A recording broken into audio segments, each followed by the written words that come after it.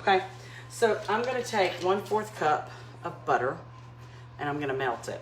And I'm using the imaginary Cousins butter from, you know, Pennsylvania, and, you know, the Amish people make it and all that. It makes, I just love it. I think y'all know that. Anyway, so I'm gonna put 1/4 cup of the butter into this bowl. There we go. And I'm gonna melt it in the microwave. Hang on.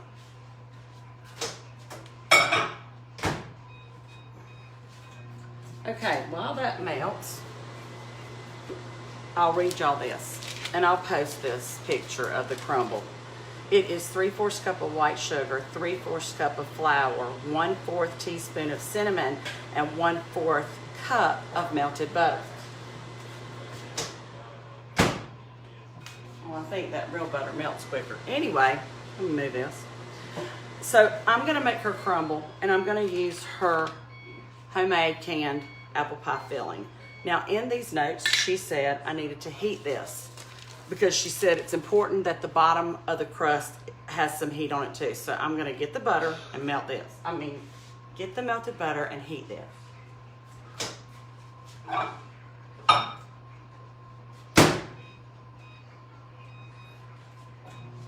Okay, for Aunt Peggy's crumble. Hang on, my nose is itching. Of course it is, because I've started to cook something. Okay, don't get sideways about that. This, I'm cooking for my own family. We all have the same, you know, genetic makeup and all that. All that. This one's not going out of the house. 1/4 teaspoon of cinnamon. 3/4 cup of white granulated sugar.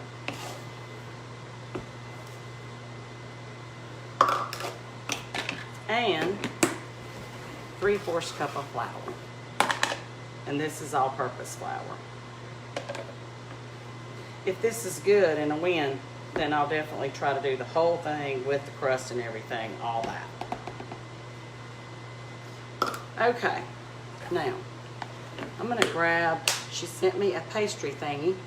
I don't know what you call those thingies, but where did I put it? Oh, there it is. Yep, a pastry blender. I like it.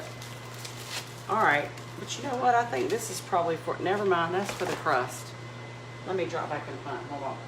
I'm gonna grab a fork. I do not want to mess this up again, so I'm gonna stay focused, okay? I'm gonna stir this, can y'all see? Yeah, use it. I'm gonna stir this until it's all incorporated, the dry mixture with the butter.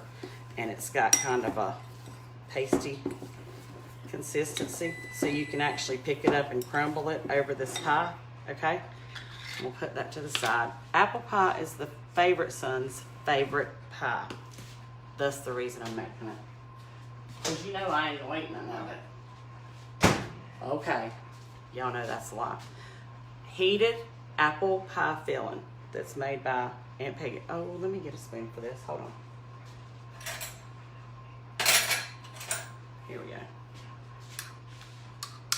No judgment. Y'all know I've been out of commission for a while with surgery, so, you know, things are in different places, which is okay.